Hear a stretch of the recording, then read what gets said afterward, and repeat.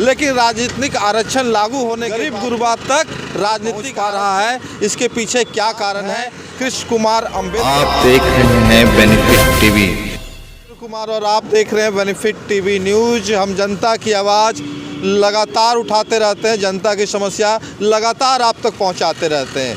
भारत की आज़ादी का 75 साल बीत चुका है और देश में राजनीतिक आरक्षण लागू है, लेकिन राजनीतिक आरक्षण लागू होने के बावजूद भी गरीब गुरबा तक राजनीतिक आरक्षण नहीं पहुंच पा रहा है। इसके पीछे क्या कारण है? हमारे साथ हैं कृष्ण कुमार अम्बेडकर जी, जो बताएंगे कि राजनीतिक आरक्षण नीचे तबके तक क्यों नहीं पहुंच पा रहा है, उसके जड़ में मूल समस्या क्या है। तो सर, आपसे पहला प्रश्न ये है कि राजनीतिक जो आरक्षण है वो नीचे तबके के लोगों तक क्यों नहीं पहुंच पा रहा?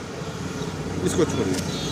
राजनीतिक आरक्षण भारतीय संविधान में बाबा साहेब अम्बेडकर ने तो जरूर दिया, ताकि जो समाज का दबा कुचला, शोषित और उपेक्षित है वो समाज की मुख्य धारा में आए, विकास करे। लेकिन वहाँ मेरे ख्याल से लगता है कि थोड़ा गड़बड़ हुआ। उसमें यह प्रतिबंध नहीं लगा कि किस व्यक्ति को कितने समय तक आरक्षण का लाभ मिलना चाहिए या कितनी बार आरक्षण का लाभ मिलना चाहिए। इसका परिणाम ये हुआ कि जो नेता आरक्षण का लाभ लेकर आगे बढ़ गया वह बढ़ता ही चला गया और आरक्षण पूरी तरह उसी में सिमट गया। उससे नीचे जो तबके के लोगों तक आरक्षण नहीं जा सका। हाँ। नतीजा जो नीचे तबके के लोग थे उसी जाति के वो आगे नहीं बढ़ पाए। उदाहरण देके समझाइए कि कैसे नीचे तबके के लोग तक आरक्षण, राजनीतिक आरक्षण नहीं पहुंच पाया। हाँ, अब जैसे मैं कुछ उदाहरण दे रहा हूँ।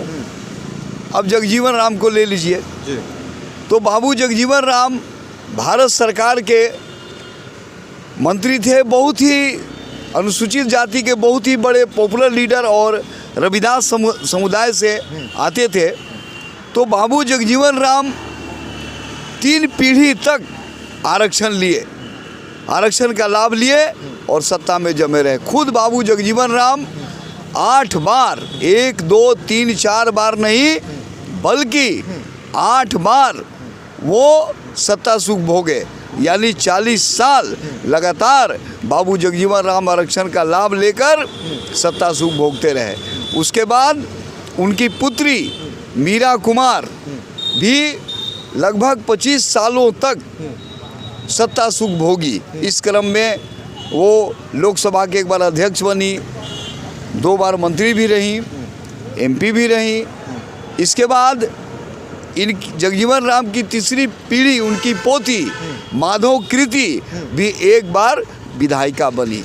तो ये एक ही परिवार में रविदास समाज के ये जो बाबू जगजीवन राम थे, तो एक ही परिवार में 70 साल गुजर गया। देश आज़ादी के 75 साल हो रहा है।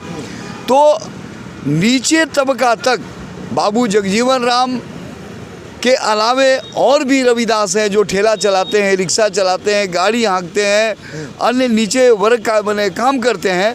ऐसे लोगों के परिवार भी राजनीति में हैं, राजनीति कर रहे हैं, लेकिन आरक्षण का लाभ वैसे लोगों को नहीं मिल करके बाबू जगजीवन राम जैसे लोगों में ही सिमट गया। इसके अतिरिक्त मैं और भी उदाहरण बता रहा हूँ। अब बिहार में आइए, MLA में तो वर्तमान 2015 की मैं बात बता रहा हूँ कि 2015 बिहार विधानसभा में रविदास समाज से कितने लोग विधायक बने। तो कुछ नाम मैं प्रमुख नाम गिना देता हूँ। दिनकर राम, लाल बाबू राम, सतदेव राम, शिवचंद्र राम, संतोष कुमार निराला, निरंजन राम, डॉक्टर अशोक कुमार, सूबेदार दास, ऐसे लोग ही गिनती के 8-10 लोग पहुँचे। लेकिन अन्य जो रविदास समाज के लोग हैं, मेरे कहने का मतलब है जो ठेला चला रहे हैं, रिक्शा चला रहे हैं, ईंटा ढो रहे हैं, मजदूरी कर रहे हैं, ऐसे लोगों के भी परिवार राजनीति कर रहे हैं और सरकारी लेकिन उनको आरक्षण का लाभ आज तक नहीं मिला। आरक्षण चंद लोगों में ही, इन्हीं चंद लोगों में जो विकास कर गए इन्हीं लोगों में सिमट करके रह गया। यह मामला सिर्फ रविदास तक समाज तक ही नहीं है, अब दूसरा पासवान में भी आइए तो चंद पासवान लोगों को ही फायदा हुआ, बाकी सभी पासवान जहाँ थे वहीं पर हैं। अब मसलन मैं कुछ नाम बिहार से गिना देता हूँ। वर्ष 2015 बिहार विधानसभा में पासवान जाति से कितने विधायक बने, तो उसमें मैं कुछ नाम गिना देता हूँ। रामप्रीत पासवान, पूनम पासवान, शशिभूषण हजारी, महेश्वर हजारी, उपेंद्र पासवान, रामविलास पासवान, रवि ज्योति कुमार, रेखा देवी, सर्वजीत पासवान, ललन पासवान, यानी यही 8-10 पासवान है क्या बिहार में जो राजनीति लाभ ले रहे हैं। अब नतीजा ये हो रहा है कि इसी पासवान में घूमता जा रहा है आरक्षण। जो पासवान ठेला चला रहा है, परिवार रिक्शा चला रहा है, गाड़ी चला रहा है, टेम्पू चला रहा है, यानी कहने का मतलब कि जो लेबर क्लास से है पासवान, उस बेचारा को तो आरक्षण लाभ नहीं मिला। इसी यह क्रम केंद्र में भी है, राष्ट्रीय स्तर पर भी आई है। तो रामविलास पासवान जी 1968 से आरक्षण का लाभ ले रहे हैं एंड रामविलास एंड कंपनी बना दिए हैं, जिसमें उनका बेटा है, भतीजा है, भाई है। आप देखबे कर रहे हैं कि लोकसभा का 6 सीट बिहार में लोकसभा से 6 सीट सुरक्षित है, 6 में 4 केवल पासवान जाति को ही मिला और उसमें भी 3 को रामविलास परिवार जी को है।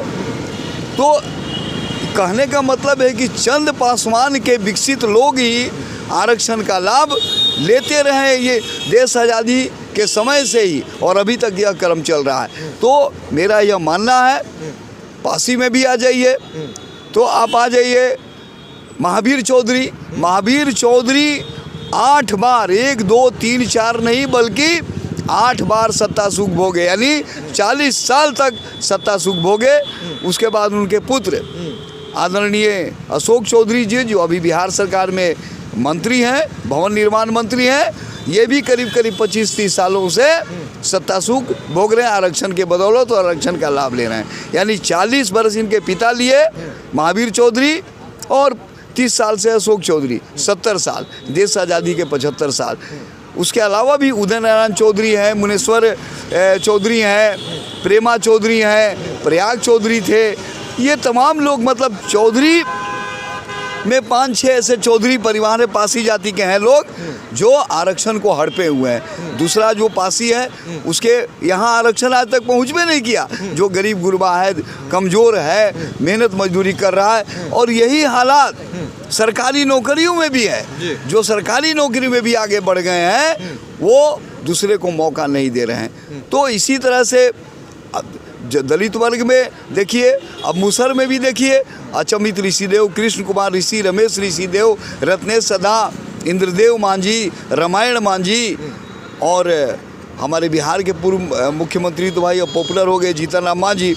तो ऐसे मांझी परिवार भी, ऐसे मुसहर परिवार भी, चंद मुसहर जो है विकास कर गए आरक्षण को लेकर के, आरक्षण के बदौलत। लेकिन जो बाकी मुसहर है उनकी हालत ज़रा देखिए, तो उनकी स्थिति जो है वही के वही है। देश आज़ादी का 75 साल हुआ लेकिन आरक्षण का लाभ नहीं मिला।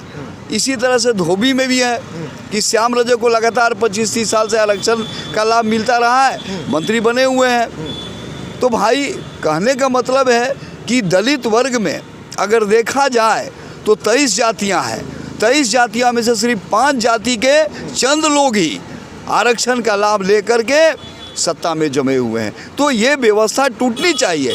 आरक्षण मिले जरूर, लेकिन यह तय होना चाहिए कि आरक्षण का लाभ कितनी बार मिले, और आरक्षण का लाभ यदि एक बार मिल जाता है और उससे वो विकास कर जाता है तो उस व्यक्ति और उसकी निजी संतान को आरक्षण समाप्त कर दिया जाना चाहिए, मेरा यह मानना है। तभी सही मायने में लोकतंत्र की भारत में स्थापना होगी, अन्यथा आरक्षण की बात करना बेकार है। आप देख रहे हैं बेनिफिट टीवी।